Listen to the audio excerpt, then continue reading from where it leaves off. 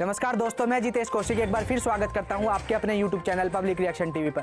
तो कैसे आप सभी, उम्मीद करता हूं बढ़िया ही होंगे। दोस्तों, हर छोटी बड़ी खबरें व ताज़ा खबरें सबसे पहले पाने के लिए अभी सब्सक्राइब करके जुड़ जाए आपके अपने YouTube channel public reaction TV पर।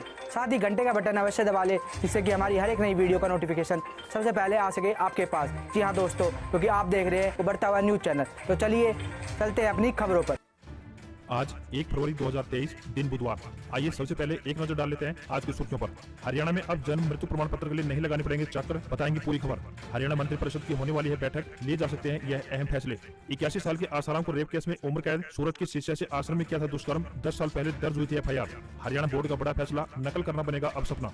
झज्जर एम्स की दिल्ली एयरपोर्ट से होगी सीधी कनेक्टिविटी, ग्रीनफील्ड कॉरिडोर का निर्माण करेगी हरियाणा सरकार। हिसार से चंडीगढ़ और जयपुर के लिए रात्रि बस सेवा 1 फरवरी से फिर से बहाल। हिसार बस स्टैंड से जयपुर के लिए रात 9:15 पर और चंडीगढ़ के लिए रात 11 बजे बस सेवा होगी शुरू।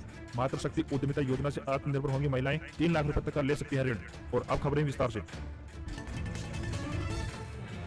CSC सेंटर अधिक फीस वसूलें तो जिला प्रशासन को करे शिकायत। दादरी जिले में किसी भी कॉमन सर्विस सेंटर पर किसी भी नागरिक से सरकारी सेवाओं की अधिक फीस वसूल की जाती है तो जिला प्रशासन को ऑनलाइन ईमेल भेजकर इसकी शिकायत कर सकता है। दादरी CSC सेंटर प्रभारी विक्रम यादव ने बताया कि हरियाणा सरकार ने CSC सेंटर की सर्विस के लिए शुल्क निर्धारित किए हुए हैं, जिसके अनुसार रिहायशी प्रमाण पत्र के लिए 30 रुपए, आधार कार्ड के लिए 30 रुपए, राशन कार्ड के लिए 20 रुपए, आयुष्मान कार्ड और परिवार पहचान पत्र के लिए शून्य राशि निर्धारित की गई है। अर्थात फैमिली ID या फिर आयुष्मान भारत योजना का कार्ड बनाते समय कोई भी CSC संचालक किसी भी नागरिक से रुपए लेता है तो उसकी शिकायत जिला प्रशासन को भेजी जा सकती है। CSC सेंटर प्रभारी ने बताया कि हर एक CSC सेंटर पर रेट लिस्ट भिजवा दी गई है और यह रेट लिस्ट CSC सेंटर में ऐसी जगह पर लगी हुई होनी चाहिए जो कि ग्राहक को दिखाई दे। कस्टमर स्वयं भी सेंटर संचालक को लिस्ट दिखाने के लिए कह सकता है। हरियाणा सरकार की सरल पोर्टल पर 381 सेवाओं के लिए शून्य से लेकर 10 रुपए, 20 रुपए, 30, 50 व 100 रुपए की फीस निर्धारित की गई है। इनकी रेट लिस्ट किसी भी सेंटर पर लगी हुई नहीं मिलती है तो 1 सप्ताह के बाद इनके परमिट रद्द करने का अभियान शुरू कर दिया जाएगा। HPSC भर्तियों में न्यूनतम 50% अंक लेने की शर्त को नहीं हटाएगा आयोग, नेगेटिव मार्किंग भी रहेगी जारी। हरियाणा लोक सेवा आयोग यानी HPSC की ओर से भर्तियों के लिए लिखित परीक्षा में जनरल कैटेगरी के लिए न्यूनतम 50% और आरक्षित श्रेणी के लिए न्यूनतम 45% अंक करने की शर्त जारी रहेगी। केंद्रीय राज्य मंत्री डॉक्टर संजू बालियान और हरियाणा के कृषि मंत्री JP दलाल ने HPSC के इस फैसले के लिए नाराजगी जाहिर की थी, क्योंकि एग्रीकल्चर डेवलपमेंट ऑफिसर के 600 पदों के विरुद्ध केवल 50 उम्मीदवार चयनित हो पाए थे। इन नेताओं के नाराज होने के बाद विपक्षी दल के नेताओं ने भी HPSC पर हमला बोल दिया। इसी के चलते उम्मीदवारों को यह भी आशा हो गई है कि हो सकता है कि वे न्यूनतम 50% अंक वाली शर्त और नेगेटिव मार्किंग आयोग द्वारा हटा दी जाएगी। आयोग से बातचीत के दौरान जब पूछा गया कि क्या ADO के पदों के लिए फिर से लिखित परीक्षा ली जाएगी तो इस पर आयोग ने कहा कि यदि विभाग फिर से इन पदों को भरने के लिए आग्रह भेजता है तो भर्ती प्रक्रिया शुरू से आरंभ कर दी जाएगी। आयोग अपनी तरफ से रिक्त पदों पर भर्ती के लिए कोई भी प्रक्रिया शुरू नहीं करेगा। हरियाणा में इस दिन होगा बजट पेश, ये खाका किया जा रहा है तैयार। हरियाणा में बजट को लेकर मुख्यमंत्री मनोहर लाल खट्टर ने बड़ा बयान दिया है। मुख्यमंत्री ने कहा कि केंद्रीय बजट के बाद हरियाणा का बजट पेश किया जाएगा। इस बार बजट में राज्य के निर्यात पर फोकस रहेगा। बजट में सरकार उद्यमियों को वैट और शी फार्म पर राहत देने का बड़ा फैसला ले सकती है। हरियाणा के मुख्यमंत्री मनोहर लाल खट्टर बजट पेश करने से पहले बजट से पहले की बैठकों में व्यस्त हैं। 2023-24 के बजट को लेकर वे विभिन्न विभागों व संगठनों के साथ बैठक कर बजट पर मंथन कर रहे हैं। मुख्यमंत्री का मानना है कि सरकार बजट में निर्यात बढ़ाने वाले उद्योग पर ध्यान देगी। इसका कारण यह है कि रोजगार और आधारभूत संरचना बढ़ाने में सरकार को उद्योगों से हमेशा सहयोग मिलता है। मुख्यमंत्री का कहना है कि देश की जरूरत के हिसाब से विदेशी मुद्रा में बढ़ोतरी हो, इसका खाका तैयार किया जाएगा। संयुक्त राष्ट्र संघ ने इस वर्ष को अंतर्राष्ट्रीय बाजरा वर्ष घोषित किया है। हरियाणा सरकार इस बात पर भी ध्यान देगी कि बाजरा खाद्य उत्पादों को कैसे बढ़ावा दिया जाए। हरियाणा के बजट में बाजरा खाद्य नीति को लेकर CM बड़ा फैसला ले सकते हैं। हरियाणा मंत्री परिषद की इस दिन होगी बैठक, लिए जा सकते हैं यह बड़े फैसले। हरियाणा मंत्री परिषद की बैठक 2 फरवरी को मुख्यमंत्री मनोहर लाल की अध्यक्षता में होने जा रही है। चंडीगढ़ स्थित सचिवालय में सुबह 11 बजे होने वाली बैठक में राज्य विधानसभा का बजट सत्र आयोजित करने की तारीख तय करने समेत कई अन्य अहम फैसले लिए जा सकते हैं। इस बजट को लेकर हरियाणा के मुख्यमंत्री मनोहर लाल खट्टर की माने तो इस बार का बजट हर वर्ग के कल्याण के लिए होगा। इस बार बजट में मुख्य फोकस ग्रामीण विकास, पर्यावरण, स्वास्थ्य और शिक्षा के क्षेत्रों पर रहेगा। इस बजट को लेकर पंचकुला में हरियाणा विधानसभा की ओर से राज्य वित्त प्रबंधन और बजट पर परिचर्चा कार्यक्रम भी आयोजित किया गया है। मुख्यमंत्री का कहना है कि हरियाणा की आर्थिक स्थिति अन्य राज्यों से बेहतर है। राज्य सरकार राज्य के सकल घरेलू उत्पाद के हिसाब से निर्धारित सीमा में ऋण ले रही है। वर्तमान में ऋण की सीमा की बात करें तो 3.52% है, इसे 3% तक लाने का प्रयास रहेगा। उन्होंने कहा कि विपक्ष कर्ज को लेकर झूठी अफवाह फैला रहा है।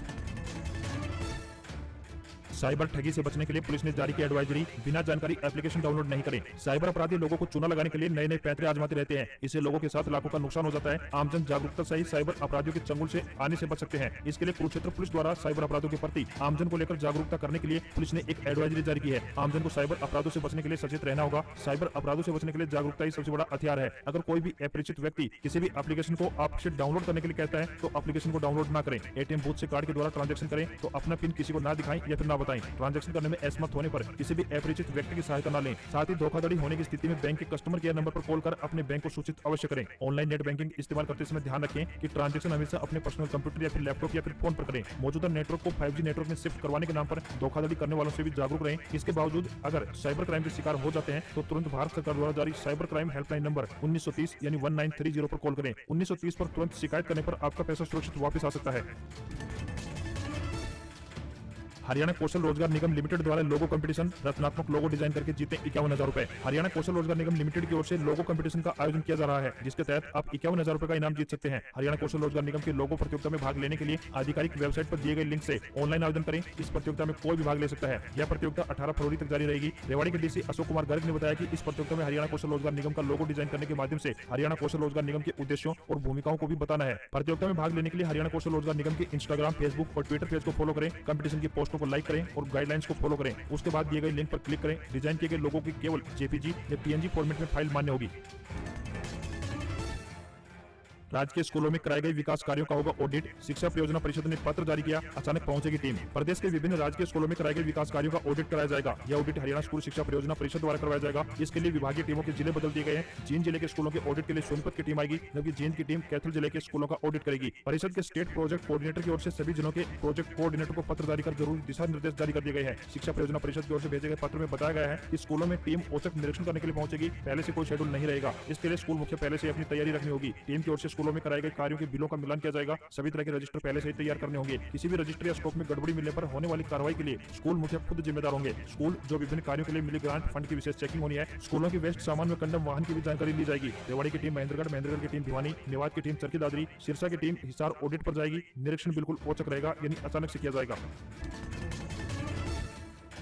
हरियाणा बोर्ड का बड़ा फैसला, इस बार प्रश्न पत्र पर अंकित होगा QR कोड, नकल करना बनेगा सपना। हरियाणा विद्यालय शिक्षा बोर्ड यानी BSEH भिवानी ने कक्षा 10वीं और 12वीं की वार्षिक परीक्षाओं में नकल, लीक और पेपर आउट पर रोक लगाने के लिए एक नया फार्मूला इजाद कर लिया है। इसके लिए इस बार की परीक्षाओं में सभी प्रश्न पत्रों पर विशेष QR कोड अंकित किया जाएगा। प्रश्न पत्र के प्रत्येक पेज पर 3-3 जगह QR कोड दिया जाएगा। इसके अलावा प्रश्न पत्र पर ऊपर से नीचे की ओर क्रॉस में एक यूनिक ID भी अंकित होगी। ऐसे में अगर कोई भी परीक्षार्थी या परीक्षा सेंटर पर तैनात कर्मचारी प्रश्न पत्र की फोटो खींचेगा तो तुरंत प्रभाव से पता चल जाएगा कि किस सेंटर से किस परीक्षार्थी के पास से पेपर लीक हुआ है। QR कोड में प्रत्येक परीक्षार्थियों को अलग अलग कोड दिया जाएगा। हरियाणा विद्यालय शिक्षा बोर्ड यह फार्मूला अपनाने वाला देश का पहला बोर्ड बन गया है। बोर्ड के चेयरमैन डॉक्टर VP यादव ने बताया कि 28 फरवरी से शुरू होने जा रही बोर्ड परीक्षाओं में लगभग 6.25 लाख बच्चे शामिल होने जा रहे हैं। ऐसे में इस बार नकल पर अंकुश लगाने के लिए प्रश्न पत्रों का स्वरूप बदला गया है और QR कोड में यूनिक ID का फार्मूला अपनाया गया है। QR कोड में परीक्षार्थी की पूरी जानकारी जैसे नाम, एड्रेस, रोल नंबर, स्कूल नाम आदि रहेंगी, जिससे परीक्षार्थी की तुरंत पहचान हो सकेगी।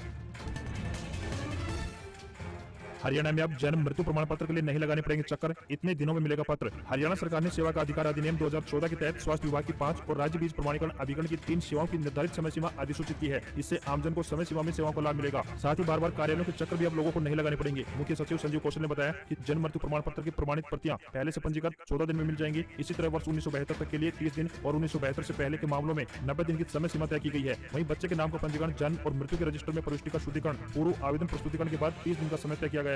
इसी तरह हरियाणा राज्य बीज प्रमाणीकरण अभिकरण द्वारा बीज उत्पादन के लिए फार्म का पंजीकरण, संसाधन संयंत्र का पंजीकरण तथा नवीकरण के लिए 21 दिन निर्धारित किए गए हैं।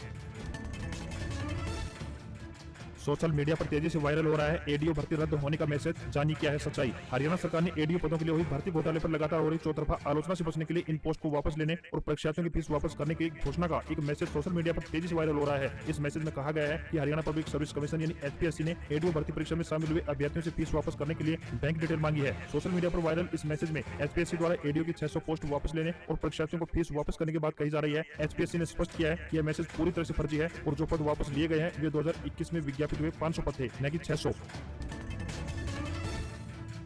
हरियाणा में स्टेट विजिलेंस ब्यूरो का नाम बदला, एंटी करप्शन ब्यूरो से होगी पहचान, रिश्वतखोर अधिकारियों के लिए ट्रैप मनी फंड बनाया गया। हरियाणा के मुख्यमंत्री मनोहर लाल खट्टर ने स्टेट विजिलेंस ब्यूरो को लेकर बड़ा फैसला किया है। मुख्यमंत्री ने स्टेट विजिलेंस ब्यूरो का नाम बदलने का फैसला किया है। अब एंटी करप्शन ब्यूरो से स्टेट विजिलेंस की पहचान होगी। मुख्यमंत्री मनोहर लाल ने डिस्ट्रिक्ट विजिलेंस ब्यूरो के DIG और SP के साथ बैठक के बाद यह फैसला लिया है। मुख्यमंत्री मनोहर लाल ने राज्य के सरकारी तंत्र में फैले भ्रष्टाचार पर लगाम लगाने के लिए ब्यूरो को मजबूत करने में जुटे हैं। इसी के तहत राज्य सरकार ने ट्रैप मनी फंड भी बनाया है। इस फंड के जरिए सरकारी अधिकारियों के खिलाफ रिश्वत मांगने की शिकायत दर्ज कराने वाले पीड़ित लोगों को ट्रैप मनी का जुगाड़ नहीं करना पड़ेगा। ब्यूरो की ओर से इसके लिए मदद की जाएगी। रिश्वत की मांग करने वाले सरकारी अधिकारियों को पकड़वाने के लिए ट्रैप मनी के रूप में 1 करोड़ रुपए का रिवॉल्विंग फंड बनेगा। स्टेट विजिलेंस ब्यूरो के इस प्रस्ताव को सरकार ने भी मंजूरी दे दी है। जल्द ही इसे राज्य में लागू कर दिया जाएगा।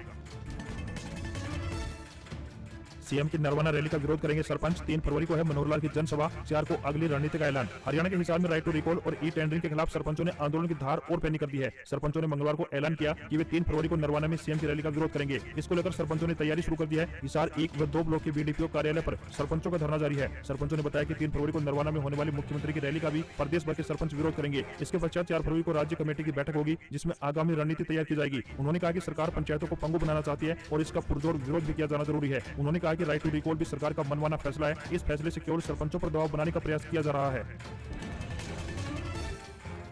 मातृशक्ति उद्यमिता योजना से आत्मनिर्भर होंगी महिलाएं। 3 लाख रुपए तक का ऋण बैंक के माध्यम से प्रदान किया जाएगा। सरकार महिलाओं को सशक्त, स्वावलंबी एवं आत्मनिर्भर बनाने के लिए विभिन्न प्रकार की कल्याणकारी योजनाओं का संचालन कर रही है, जिनके माध्यम से महिलाओं को आर्थिक सहायता से लेकर स्वरोजगार स्थापित करने में सहायता प्रदान की जाती है। प्रदेश सरकार ने महिला सशक्तिकरण की दिशा में हरियाणा मातृशक्ति उद्यमिता योजना शुरू की है। यह जानकारी देते हुए नारनौल के डीसी डॉक्टर जयकृष्ण आर्य ने बताया कि योजना का लाभ महिलाओं को केवल तभी प्रदान किया जाएगा जब उनकी वार्षिक आय 5 लाख रुपए या फिर इससे कम हो। डीसी ने बताया कि योजना के माध्यम से महिलाओं को 3 लाख रुपए तक का ऋण बैंक के माध्यम से प्रदान किया जाएगा, जिसमें 7% तक ब्याज महिला विकास निगम की से वहन किया जाएगा। योजना के लिए आवेदन करने के लिए महिला के पास राज्य का स्थायी निवास प्रमाण पत्र होना चाहिए, साथ ही आधार कार्ड होना चाहिए, पासपोर्ट साइज फोटो व आय प्रमाण पत्र होना अनिवार्य है। इस बारे में अन्य किसी भी जानकारी के लिए हरियाणा महिला विकास निगम कार्यालय में जाकर या कार्यालय के लैंडलाइन नंबर 01282 250 346 पर संपर्क कर सकते हैं।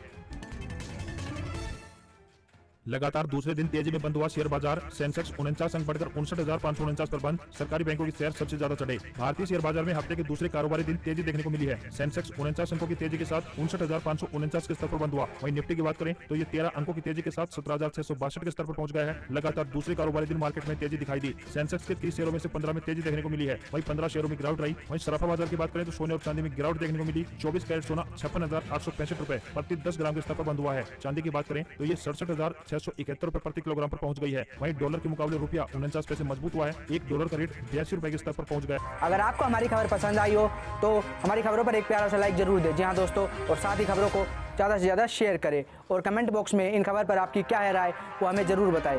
आज की खबरों में सिर्फ इतना ही। मिलते हैं अगली खबर में। जब तक सब्सक्राइब करके जुड़ जाइए आपके अपने YouTube channel public reaction TV से, और साथ ही घंटे का बटन जरूर दबा लें ताकि हमारी हर एक नई वीडियो पहुंच सके आपके पास सबसे पहले। जय हिंद, जय भारत।